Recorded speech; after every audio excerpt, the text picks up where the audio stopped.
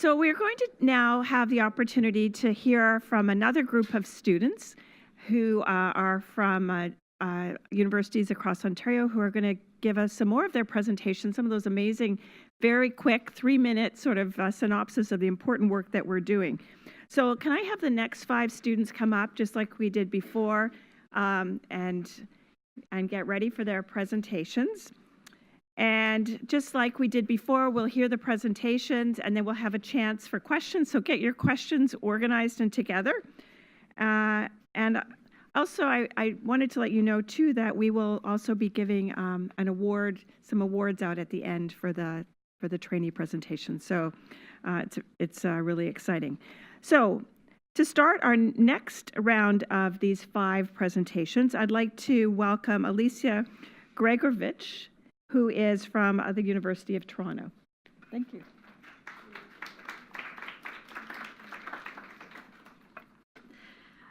So there's increasing recognition that supporting healthy sexuality is important for the long-term promotion of mental health and quality of life. Sexuality is a central aspect of being human, and affection and intimacy are universal needs that transcend age and disability. However, there's also evidence that exposure to unwanted sexual attention and advances may have negative long-term mental health and occupational consequences for women especially. Supporting healthy sexuality and preventing unwanted sexual attention in the context of residential long-term care homes is particularly ethically complex, as this is both a home for older adults with disabilities and a workplace for care providers. Guided by a feminist political economy perspectives, I conducted a multi-method ethnographic study of sexual attention in one long-term care home in Ontario. I conducted observations and in-depth qualitative interviews with 26 providers from across multiple professions and roles to explore their education and training regarding sexuality, their perceptions of resident sexual expressions, and their experiences with unwanted sexual attention from residents. I found that participants disclosed many types of sexual attention from residents, and that these were uncomfortable and unwanted and could prompt feelings of self-blame or shame. Despite this, they rarely reported these experiences formally. Instead, they normalized unwanted sexual attention as a dementia-related symptom. They primarily coped by ignoring sexual advances or distracting residents. And adopting this attitude that unwanted sexual attention was disease-driven helped them cope with having to continue to care for residents after they made a sexual advance. As they perceived the sexual attention as disease-driven, they did not believe that there's anything that could be done to prevent this, other than modifying their own behavior or appearance. However, some also reported avoiding spending extra time with residents beyond what was necessary to accomplish basic medical or bodily care tasks, or restricting residents' participation in recreational activities as a preventative measure. All reported that they received limited formal education or workplace training regarding how to manage or respond to unwanted sexual behavior, or how to support healthy expressions of sexuality. So my findings suggest that the burden of managing unwanted sexual attention falls on individual providers who do not have sufficient resources or support. And while normalization helps some providers by giving them the temporary autonomy to cope, it ultimately sustains their vulnerability to unwanted sexual attention in the future. Further, it may contribute to the unfair restriction of residents' liberty and their rights to sexual expression. So there's an urgent need to develop guidelines and educational interventions regarding sexuality in this setting to better support the health and quality of life of both providers and residents. Thank you.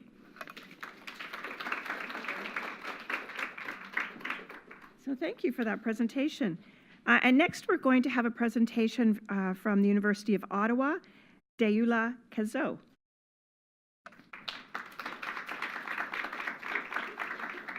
Hi everyone. So today I'll be doing a bilingual presentation, which is on my research project, exploring women's experience with long-acting reversible contraceptive in Ontario. All right, so LARC methods are the most effective contraceptive methods at preventing pregnancy. Methods of LARC include intrauterine device and the contraceptive implants.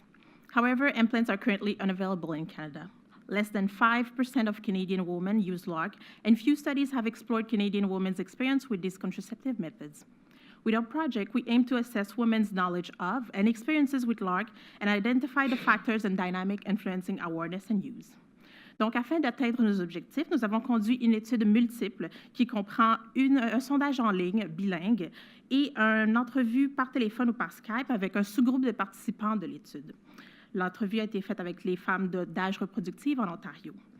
Le sondage concluait des questions fermées et des questions ouvertes et focusait sur les connaissances en rapport avec les LARC, l'attitude et les pratiques.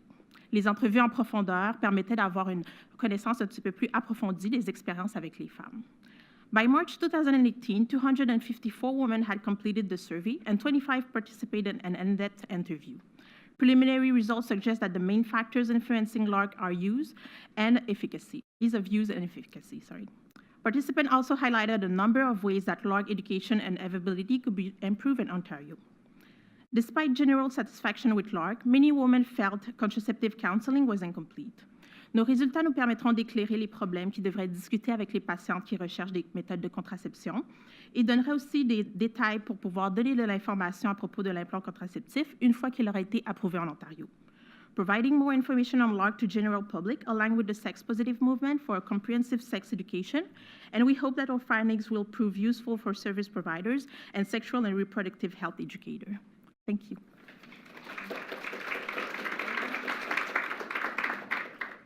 So thank you. Next, we're going to have a presentation from Lakehead University, and I believe this is the work of Stephanie Simcoe, and she is not here, but we have Midiya Hassan, who's going to be presenting on her behalf. So welcome.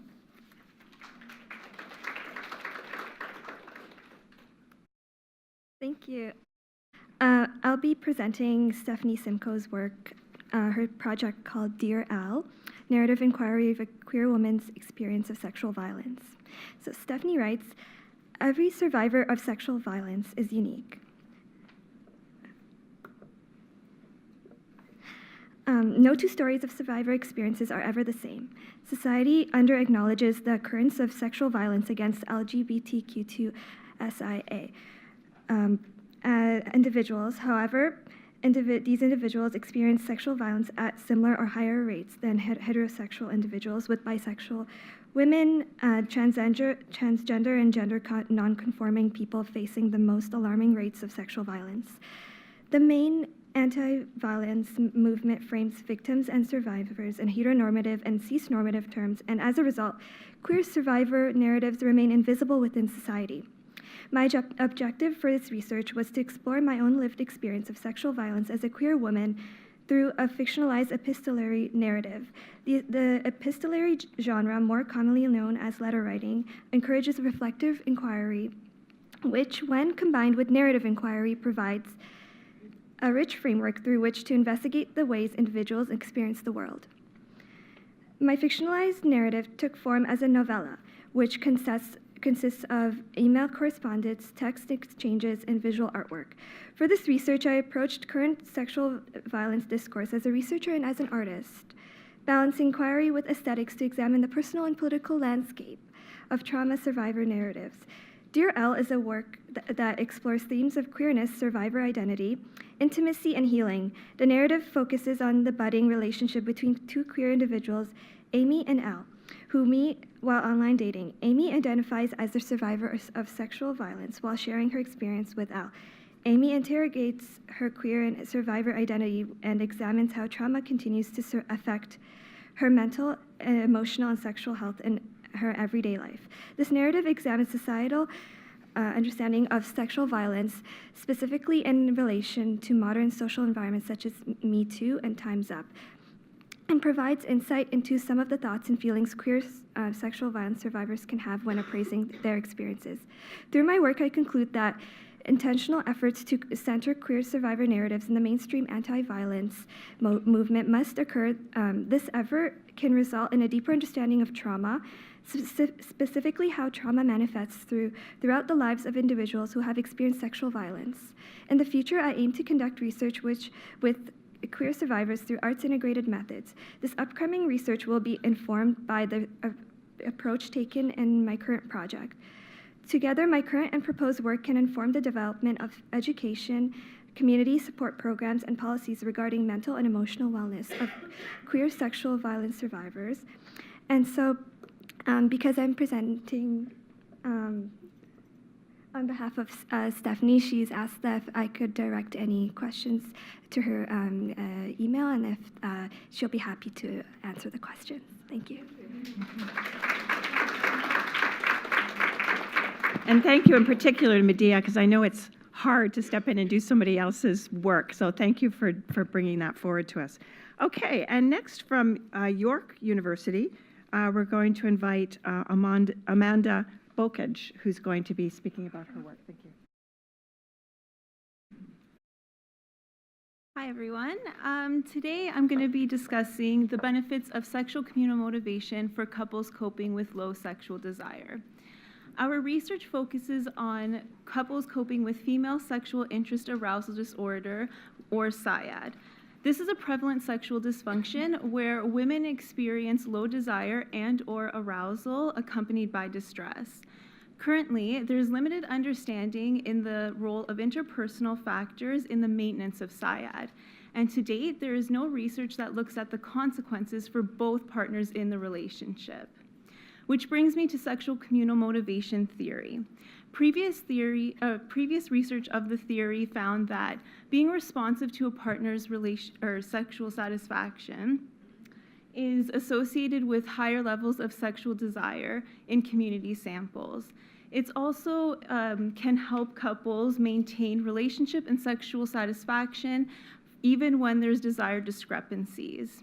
So the way that we tested how sexual communal motivation was associated with satisfaction for couples coping with SIAD was by recruiting 89 women who were diagnosed with SIAD and their partners. 82 of the partners were men. So first, we looked at two different aspects of sexual communal motivation. The first being sexual communal strength, which is when a person is responsive to their partner's sexual needs. This was assessed using items such as, how far would you be willing to go to meet your partner's sexual needs?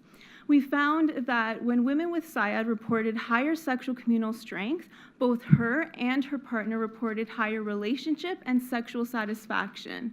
Her partner also reported less conflict within the relationship. Now, being a sexual communal partner is not just about meeting a partner's needs to have sex. It also includes being responsive when your partner is not interested in having sex. So we also included sexual communal understanding, or being understanding to a partner's disinterest in sex. Now, this was measured by using items such as, how happy do you feel when respecting your partner's wishes not to have sex? Now, we found that when women with SIAD and partners reporting higher sexual communal understanding was uniquely associated with the partner reporting higher relationship satisfaction and less conflict.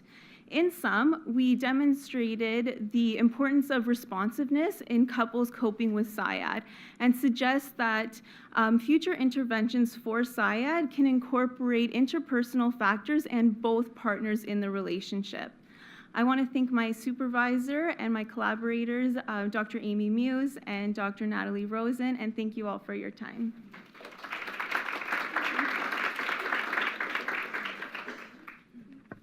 So thank you very much for that. And our last presentation in this part of the afternoon is from Chantel Avansky, who's here from York University. So welcome.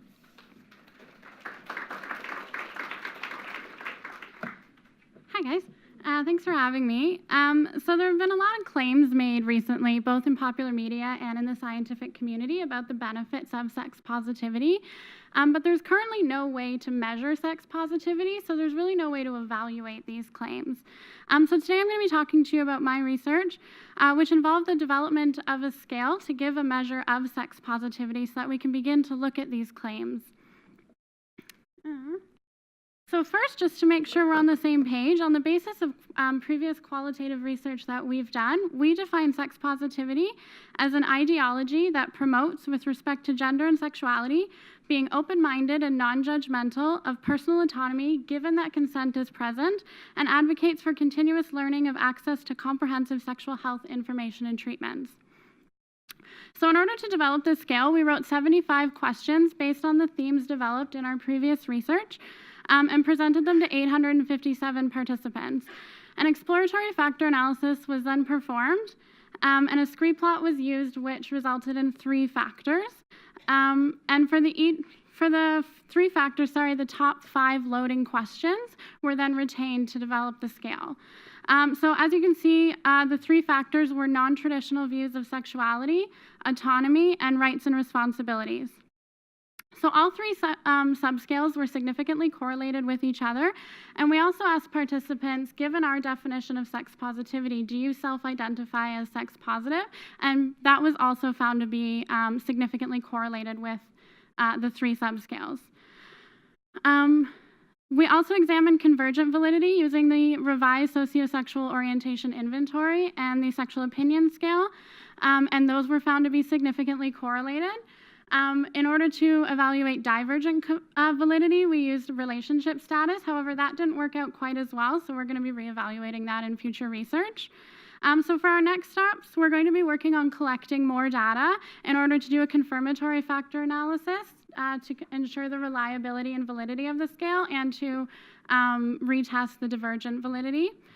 Overall, though, the development of a sex positivity scale is an important first step in evaluating some of the numerous claims being made about the benefits of sex positivity, both in popular media around the benefits of sex-positive education, sex-positive relationships, that type of thing, as well as to examine related factors and different health outcomes. I also want to thank my collaborators, Dr. Taylor Cahoot and William Fisher, as well as all my collaborators, and thank you guys for having me. So thank you, Chantel, and thank you to all. What great presentations. So you're not off the hook yet. Everyone's coming down here, going to join me by the podium, and we'll get ready for questions. Somebody have a question ready? So I'm going to start with one, and I don't know who wants to step up to think about this, but when you do research, sometimes you set off to find something, or you think you're going to find something, and then you come up with a surprise or something you didn't expect, but it's something that's possibly maybe important. Did any of you have anything that in your studies that you want to talk about that maybe wasn't what you expected, but something that you found that was interesting that came out of your study? Okay. So because we often think of sex positivity as being super beneficial, one of the interesting things that we found is some people report that sex positivity can actually be negative, and some people see it as actually being sex mandatory. So if you choose to be abstinent, for example, you're not sex positive. And so that was really interesting to kind of analyze how that fits in with our view of sex positivity. Yeah. Anyone else want to comment on that? Come on. For my research, what was surprising is that sexual communal understanding, which, just to recap, being understanding for your partner's disinterest in sex, was not significantly associated with the woman with SIAD reporting higher relationship satisfaction. This was surprising since we thought for sure she would be the one who would benefit from this. However, previous research that looks at couples dealing with low desire found that there is an emotional disconnect between partners. So my idea is that perhaps that the woman and her partner are not in tuned emotionally. So when the partner is understanding of her disinterest in sex, she may not receive that understanding. So that was surprising, but we are going to look into other aspects of communication in the relationship. Thank you. Thank you. Any other questions? Yes. Thank you. For the presentation on contraception, could this be applied to sex ed and improving the curriculum for females who are in school and educate them on their options on birth control? Thanks for your question. Absolutely. It's one of the reasons why we're doing this research. So we hope that we can include the variety of contraceptive that is available for Canadian women. Yes, sure. I don't know if you looked at this, but why are rates so low? Is it physician opinions about LARC? Why is there such underutilization? Yes, so there's that, and there's also the financing. So the out-of-pocket cost, it costs approximately $400 for a copper TYUD, which is not covered by the provincial government. So this is one of the reasons why women don't tend to go to that method. And also, like you said, the physician opinion. So when women go to the clinic, most of the time they talk about contraceptive pills, condoms, but they don't talk about LARCs. Good, thank you. Robin. For you, Alicia, and it's about I was trying to imagine what training for those long-term care providers would look like in terms of trying to deal with unwanted sexual advances. That's an excellent question. I'm not sure what that education could look like yet because I'm still analyzing my data. But at minimum, they could get some education, the fact that older people and people with disabilities also have sex drives and also want to have sex and also want to have relationships. And that supporting those relationships is important, especially with other older adults in the home. And that might reduce the amount of advances they have towards them, like towards providers. Thank you.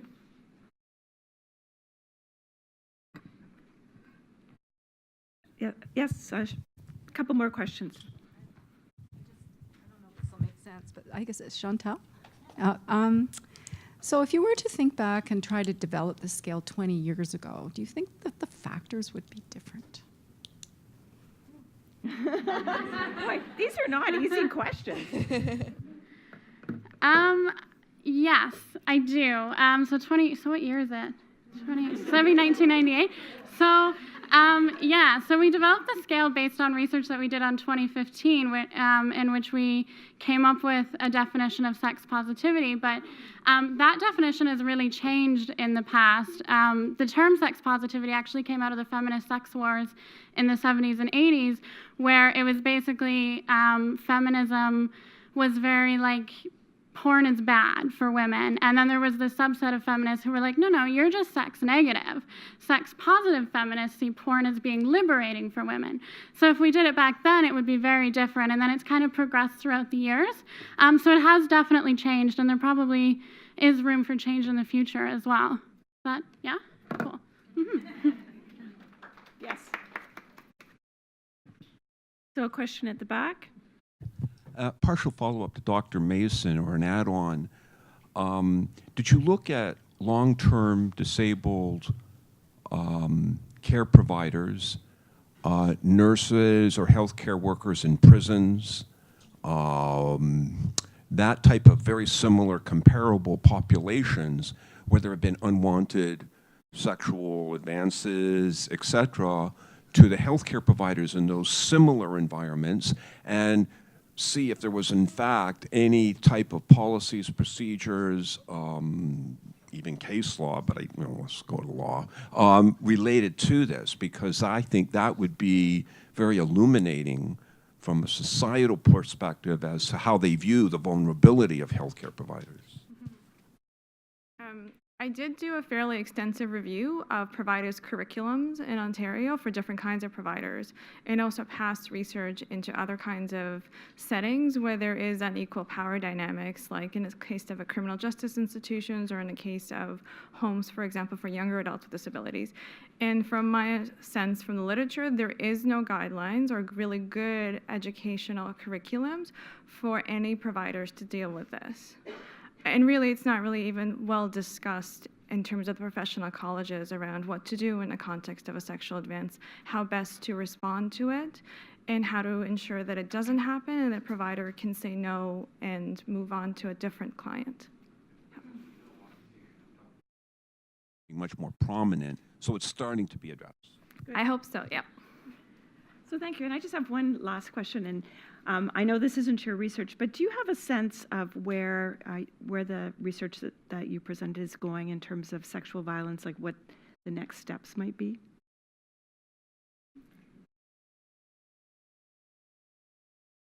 Yeah, Stephanie has been doing great work in that area, and I think that at Lakehead with visual arts-based inquiry and one of the research models that myself and her as well follow with the parallactic praxis model, a lot of interdisciplinary perspectives and incorporating the arts and with the understanding like sexual violence and also the incorporation of lived experiences and the importance of that as well brings another perspective to an enriching layer to the work. Good. So thank you very much.